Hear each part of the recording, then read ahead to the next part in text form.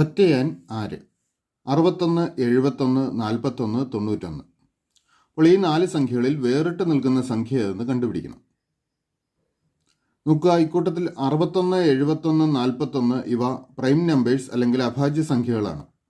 അതേസമയം 91 അഭാജ്യ സംഖ്യയല്ല. ഓർക്കുക, 91 സമം 13 ഗുണം 7 91 ആണ്. അതുകൊണ്ട് ഇതൊരു പ്രൈം നമ്പർ അല്ല. അപ്പോൾ ഇക്കൂട്ടത്തിൽ വേറിട്ട് നിൽക്കുന്നത് 91 ബാക്കി 3 പ്രൈം നമ്പേഴ്സാണ്. ശരി ഉത്തരം ഓപ്ഷൻ ഡി. വിട്ടുപോയ സംഖ്യ ഏത്? 511, 342, 215, -63. അപ്പോൾ ഇതിൽ ഈ ഡാഷിൻ്റെ സ്ഥാനത്ത് വരുന്ന സംഖ്യ എന്ന് കണ്ടുപിടിക്കണം. അപ്പോൾ തന്നിരിക്കുന്ന സംഖ്യകൾ നോക്കുക: 511, 342, 215, 63. അപ്പോൾ ഇവിടെ വരുന്ന ഈ സംഖ്യ കണ്ടുപിടിക്കണമെങ്കിൽ ഈ തന്നിരിക്കുന്ന സംഖ്യകളുടെ പ്രത്യേകതകൾ എന്തെന്ന് നമുക്ക് മനസ്സിലാക്കണം. നോക്കുക, 511 ഒന്ന് കൂട്ടിയാൽ 512 ആണ്. അതുപോലെ 342 ഒന്ന് കൂട്ടിയാൽ 343, 215 ഒന്ന് കൂട്ടിയാൽ 216, അതുപോലെ 63 ഒന്ന് കൂട്ടിയാൽ 64. ഈ സംഖ്യകൾക്കൊക്കെ ഒരു പ്രത്യേകതയുണ്ട്. 512 എന്നാൽ 8ൻ്റെ ക്യൂബാണ്.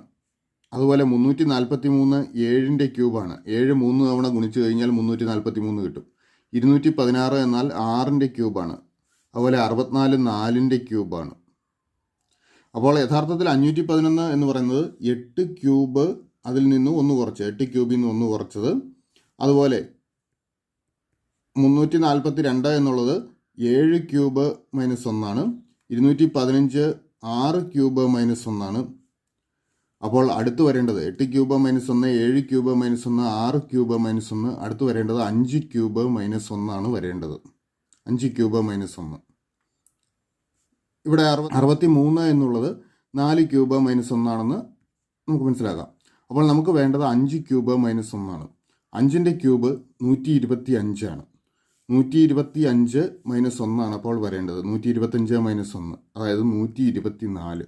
നമുക്ക് വേണ്ട സംഖ്യ 124. ശരി ഉത്തരം ഓപ്ഷൻ ബി. പെൻറ്റഗൺ സമം QBOQ BDPK ആയാൽ റെക്റ്റാങ്കിൾ എന്തായിരിക്കും? ഇവിടെ പെൻറ്റഗണിന് ഒരു കോഡ് നൽകിയിട്ടുണ്ട്. അപ്പോൾ അതേ രീതിയിൽ റെക്റ്റാങ്കിളിൻ്റെ കോഡ് എന്തായിരിക്കും എന്നാണ് കണ്ടുപിടിക്കേണ്ടത്. അപ്പോൾ പെൻറ്റഗണിന് എങ്ങനെയാണ് കോഡ് വന്നിരിക്കുന്നതെന്ന് നോക്കാം. പെൻറ്റഗണിലെ ആദ്യത്തെ അക്ഷരം P ആണ്. അതിനിവിടെ നൽകിയിരിക്കുന്ന കോഡ് Q ആണ്. E എന്ന അക്ഷരത്തിന് B കൊടുത്തിരിക്കുന്നു. എന്നിന് പകരം O കൊടുത്തിരിക്കുന്നു. നോക്കുക, ഒന്നാമത്തെ അക്ഷരത്തിന് അതിന് ശേഷം വരുന്ന അക്ഷരമാണ് കോഡായിട്ട് കൊടുത്തിരിക്കുന്നത്. അതുപോലെ മൂന്നാമത്തെ അക്ഷരം എന്നിന് പകരവും അതിന് ശേഷം വരുന്ന അക്ഷരമാണ് കൊടുത്തിരിക്കുന്നത്. അതുപോലെ അഞ്ചാമത്തെ അക്ഷരം A നോക്കുക. എയ്ക്ക് പകരം ഇവിടെ B ആണ് കൊടുത്തിരിക്കുന്നത്. എയ്ക്ക് ശേഷം വരുന്ന അക്ഷരമാണ് B. ഏഴാമത്തെ അക്ഷരം Oയ്ക്ക് പകരം മെന്നോ P. O കഴിഞ്ഞ് വരുന്ന അടുത്ത അക്ഷരമാണ് P. അപ്പോൾ 1, 3, 5, 7 ഈ സ്ഥാനങ്ങളിൽ വരുന്ന അക്ഷരങ്ങളുടെ കോഡുകൾ നൽകിയിരിക്കുന്നത് അവയ്ക്ക് ശേഷം വരുന്ന അക്ഷരമാണ്. അപ്പോൾ അതേ രീതിയിലാണെങ്കിൽ ആറിന് എന്ത് കൊടുക്കണം? S കൊടുക്കണം. സിക്ക് പകരം D കൊടുക്കണം. എയ്ക്ക് പകരം B കൊടുക്കണം. ജിക്ക് പകരം H കൊടുക്കണം. ഇക്ക് പകരം F കൊടുക്കണം. ഇനി നോക്കുക, ഇക്ക് കൊടുത്തിരിക്കുന്ന കോഡ് ഇവിടെ B ആണ്. 3 അക്ഷരം പുറകോട്ട് മാറിയിരിക്കുകയാണ്. അപ്പോൾ നമുക്കിവിടെ B തന്നെ എഴുതി കൊടുക്കാം.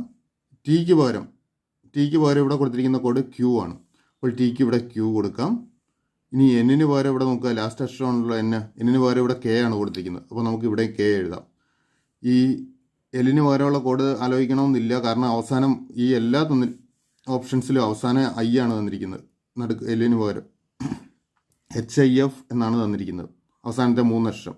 അതുകൊണ്ട് ഇത് I തന്നെയായിരിക്കും വരിക. ദെൻ SBDQ BKHIF ആയിരിക്കും code. SBDQ BKHIF option A ആണ് കറക്റ്റ്. 4:35 AM ക്ലോക്കിലെ മണിക്കൂർ സൂചിക്കും മിനിറ്റ് സൂചിക്കും ഇടയിലെ കോണളവ് എത്ര? ഇവിടെ സമയം 4:35 ആകുമ്പോൾ ക്ലോക്കിലെ സൂചികൾക്കിടയിലെ കോണളവ് കണ്ടുപിടിക്കണം. ഇത് കണ്ടുപിടിക്കാൻ ഒരു എളുപ്പമാർഗ്ഗമുണ്ട്. തന്നിരിക്കുന്ന സമയത്തിലെ മണിക്കൂറിനെ 60 കൊണ്ടും മിനിറ്റിനെ 11 കൊണ്ടും ഗുണിക്കുക. 4 × 60 4 6 24 ആണ്. അതുകൊണ്ട് 4 × 60 240, 11 × 35 385 വരും. ഈ ഗുണനഫലങ്ങൾ തമ്മിലുള്ള വ്യത്യാസത്തിൻ്റെ പകുതി എടുത്താൽ കോണളവ് കിട്ടും. അപ്പോൾ ഇവയുടെ വ്യത്യാസം കാണുന്നതിനായിട്ട് നമുക്ക് 385 നിന്നും 240 കുറയ്ക്കുക. അപ്പോൾ 145 എന്ന് കിട്ടും. 145ൻ്റെ പകുതി 145/2. 145ൻ്റെ പകുതി 72.5 വരും. 72.5 ഡിഗ്രി. ഓർക്കുക, 140ൻ്റെ പകുതി 70, 5ൻ്റെ പകുതി 2.5, 72.5 ഡിഗ്രി ആയിരിക്കും കോണളവ്. ശരി ഉത്തരം ഓപ്ഷൻ സി. ഒരു ക്യൂബിൻ്റെ വികർണത്തിൻ്റെ നീളം 4√3 സെൻറ്റിമീറ്റർ ആയാൽ അതിൻ്റെ വ്യാപ്തം എത്ര? ഇവിടെ ഒരു ക്യൂബിൻ്റെ വികർണത്തിൻ്റെ നീളം നൽകിയിട്ടുണ്ട്. അതിൻ്റെ വ്യാപ്തം കണ്ടുപിടിക്കണം. ക്യൂബിൻ്റെ വ്യാപ്തം കണ്ടുപിടിക്കണമെങ്കിൽ അതിൻ്റെ ഒരു വശത്തിൻ്റെ നീളം കാണണം. അപ്പോൾ ക്യൂബിൻ്റെ ഒരു വശത്തിൻ്റെ നീളം a സെൻറ്റിമീറ്റർ എന്ന് എടുത്തു കഴിഞ്ഞ് കഴിഞ്ഞാൽ അതിൻ്റെ വികർണത്തിൻ്റെ നീളം എന്ന് പറയുന്നത് a√3 ആയിരിക്കും.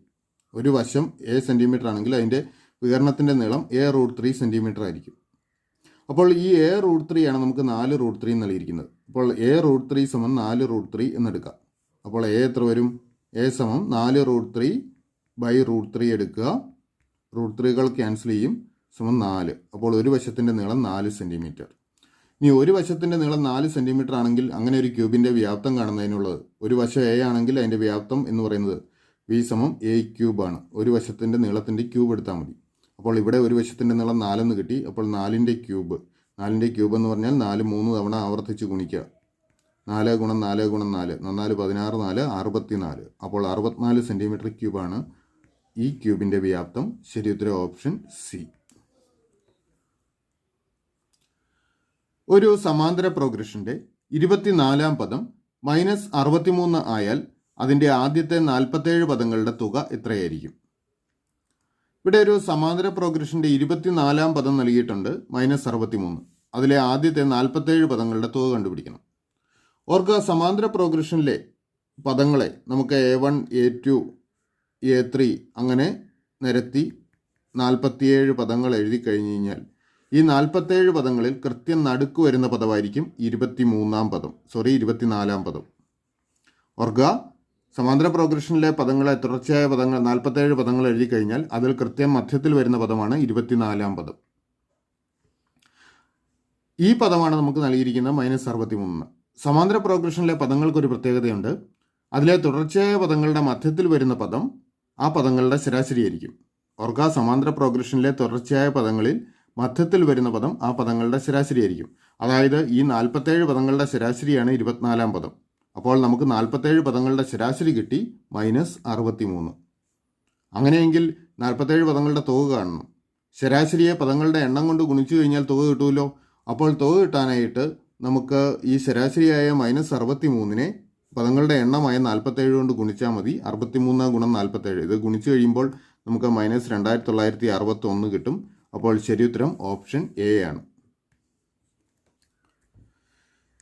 √0.27² അധികം 0.21² അധികം 0.29² ഡിവൈഡഡ് ബൈ 0.027² അധികം 0.021² അധികം 0.029² ഡാഷ്.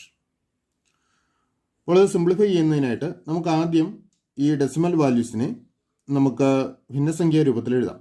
ഇവിടെ നോക്കുക, ഇവിടെ 0.27 ആണ്. 0.27 ഇവിടെ ഡെസിമൽ പോയിന്റിന് വലതുവശത്ത് 2 അക്കങ്ങളാണുള്ളത്. അതുകൊണ്ട് ഛേദമായിട്ട് 100 കൊടുത്താൽ ഡെസിമൽ ഒഴിവാക്കാം. അപ്പോൾ ഇത് 27/100 എന്നാകും.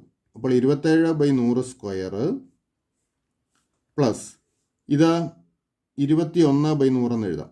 21/100² പ്ലസ് ഇത് 29/100² റൂട്ടുണ്ട് ഡിവൈഡഡ് ബൈ ഛേദത്തിലുള്ള സംഖ്യകൾക്കൊക്കെ ഡെസിമൽ പോയിന്റിന് വലതുവശത്ത് 3 അക്കങ്ങളാണുള്ളത്. അതുകൊണ്ട് ഛേദമായിട്ട് 1000 കൊടുത്താൽ നമുക്ക് ഇവയുടെ ഡെസിമൽ പോയിന്റ് ഒഴിവാക്കാൻ പറ്റുള്ളൂ. അപ്പോൾ ഇത് 27/1000 എന്ന് വരും. 27/1000² പ്ലസ് ഇവിടെ 21/1000 എന്ന് വരും. 21/1000² പ്ലസ് ഇതോ 29/1000. 29/1000² സമം √. നമുക്കിനി ഒരു മാറ്റം കൂടെ വരുത്താം. നോക്കുക, 27/1000ൻ്റെ സ്ക്വയർ 27/100ൻ്റെ സ്ക്വയർ കാണുന്നതിനായിട്ട് അംശത്തിൻ്റെ സ്ക്വയർ ബൈ ഛേദത്തിൻ്റെ സ്ക്വയർ കണ്ടാൽ മതി. അതായത് ഇത് 27² / 100² പ്ലസ് ഇത് 21 സ്ക്വയർ ബൈ 100 സ്ക്വയർ ആണ്. പ്ലസ് ഇത് 29 സ്ക്വയർ ബൈ 100 സ്ക്വയർ ആണ്. ബൈ ഇവിടെ ഇതുപോലെ 27 സ്ക്വയർ ബൈ 1000 സ്ക്വയർ എന്ന് എഴുതാം. പ്ലസ് അടുത്തത് 21 square by 1000 square plus 29 square by 1000 square സമം റൂട്ട് ഓഫ്. നോക്കുക, ഇവിടെ ഈ മൂന്ന് സംഖ്യകളിലും ഛേദം 100 സ്ക്വയർ ആണ്. അപ്പോൾ അത് നമുക്ക് 1/100 സ്ക്വയർ കോമൺ എടുക്കാം. 1/100 square into 27 square plus 21 square plus 29 square എന്ന് വരും. ഡിവൈഡ് ബൈ ഇവിടെ മൂന്നിടത്തും ഛേദത്തിൽ 1000 സ്ക്വയർ കോമൺ ഉണ്ട്. അപ്പോൾ 1/1000 സ്ക്വയർ നമുക്ക് പുറത്തെടുക്കാം. ഇൻറ്റു അവിടെയും 27 square plus 21 square plus 29 square വരും. ഇപ്പോൾ 27 square plus 21 square plus 29 square അംശത്തിലും ഛേദത്തിലും കോമൺ ആയിട്ടുണ്ട്. അത് നമുക്ക് ക്യാൻസൽ ചെയ്യാം. സമം root of 1/100 square by 1/1000 square ആണ് വരുന്നത്. അത് നമുക്ക് സിംപ്ലിഫൈ ചെയ്യാം. 1/100 സ്ക്വയർ എന്ന് പറഞ്ഞാൽ നമുക്കറിയാം 1/100ൻ്റെ സ്ക്വയർ എഴുതാനായിട്ട് 100നോട് 2 പൂജ്യം കൂടെ ചേർത്താൽ മതി, 10000 വരും. ഇനി 1000ൻ്റെ സ്ക്വയർ എഴുതാൻ ഇതേപോലെ തന്നെ നമുക്ക് ചെയ്യാം. 1000 ഗുണം 1000 ആണ്. ഓർക്കുക, ഇവിടെ ഒരു ഭിന്നസംഖ്യയെ മറ്റൊരു ഭിന്നസംഖ്യ കൊണ്ട് ഹരിക്കുന്നതിനായിട്ട് നമുക്ക് ഛേദത്തിൽ വരുന്ന ഭിന്നസംഖ്യയുടെ റെസിപ്രോക്കൽ കൊണ്ട് ഗുണിച്ചാൽ മതി. അപ്പോൾ നമുക്ക് ഇത് ഗുണം 1000 ഗുണം 1000, 1000ൻ്റെ സ്ക്വയർ നമുക്ക് 1000 ഗുണം 1000 എന്ന് എഴുതാം. 1000 ഗുണം 1000 ബൈ 1 എന്ന് എഴുതാം. പൂജ്യങ്ങൾ ക്യാൻസൽ ചെയ്യാം, 4 പൂജ്യങ്ങൾ നമുക്ക് ക്യാൻസൽ ചെയ്യാം. അപ്പോൾ റൂട്ട് ഓഫ് 100 എന്ന് ഉത്തരം വരും. 100ൻ്റെ സ്ക്വയർ റൂട്ട് നമുക്കറിയാമല്ലോ, കാരണം ഇവിടെ 100 മാത്രമേ ഇനി വെച്ചുള്ളൂ. 100ൻ്റെ സ്ക്വയർ റൂട്ട് 10. അപ്പോൾ ശരി ഉത്തരം ഓപ്ഷൻ എ 10.